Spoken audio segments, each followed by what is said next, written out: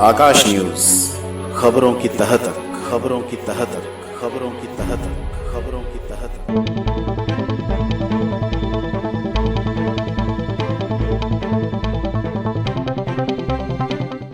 हमने किसी को नीच बोला कभी? हम जनरल में हमने कभी किसी के साथ भेदभाव नहीं करा। हमारे बाप दादा ने किसी के साथ भेदभाव नहीं करा। जिनके साथ गलत हुआ वो मर गए, जिन्होंने गलत करा वो मर गए, तो हम क्यों भुगते सब कुछ?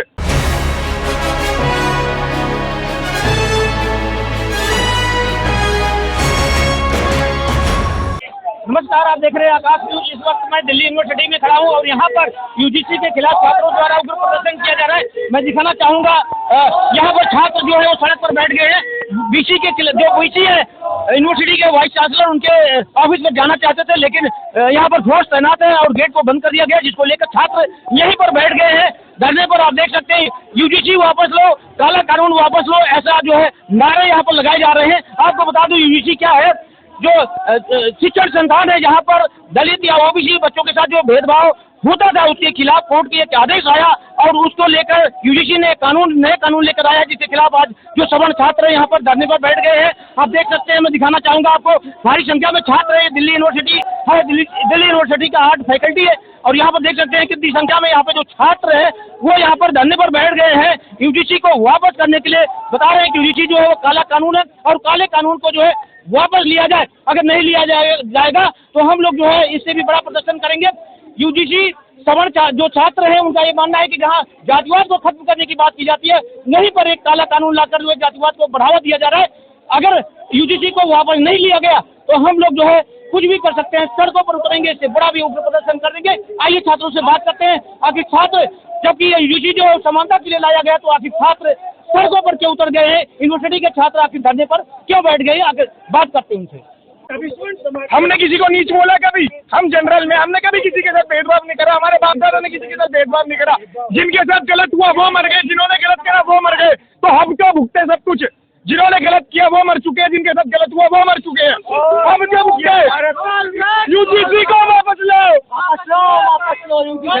समानता के लिए आया है, लेकिन ये इंक्लूसिव नहीं है।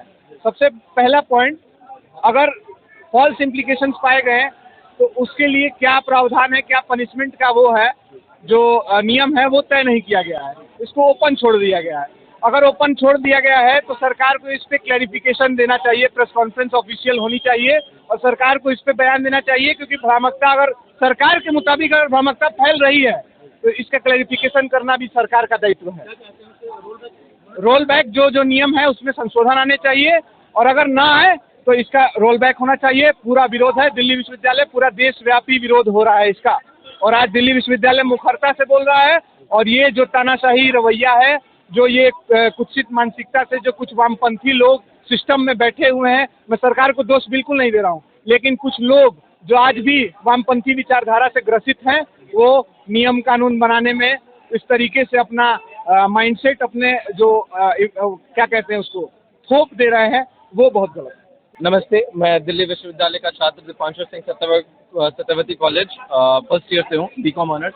मुझे इस कानून से कोई दिक्कत नहीं। मुझे इस कानून के अंदर जो कंटेंट्स हैं उसे मैं डिस्क्राइब करना चाहता हूँ, जिसमें बहुत सारी फ्लॉज हैं।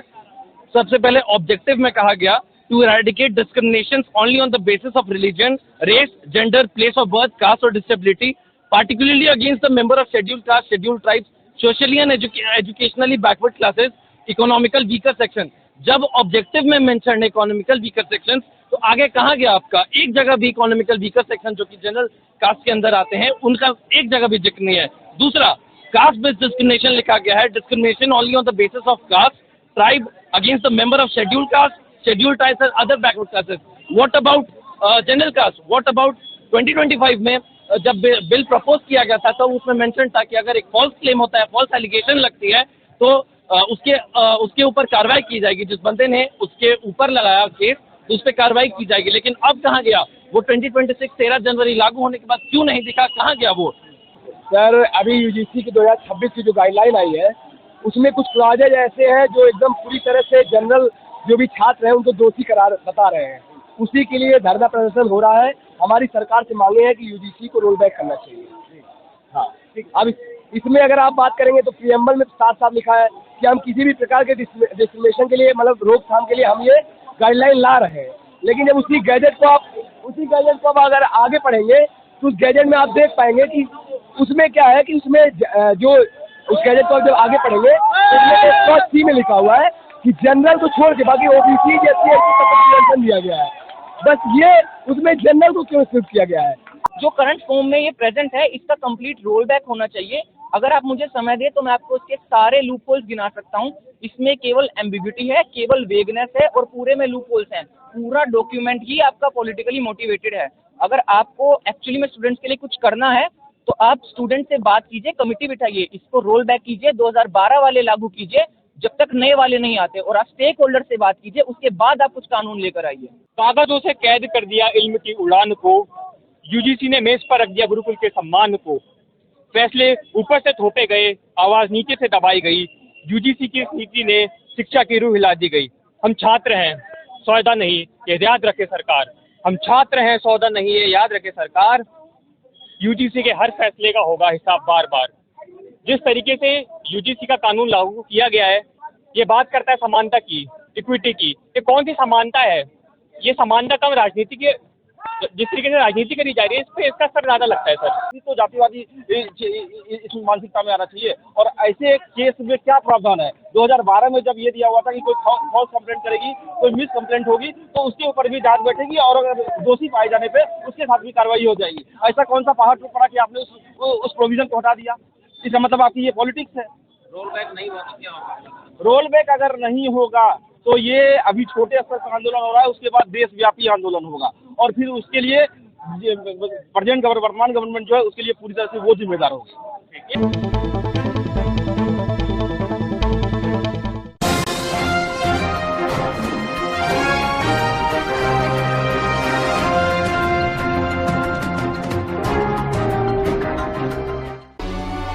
आकाश न्यूज, खबरों की तह तक, खबरों की तह तक, खबरों की तह तक, खबरों की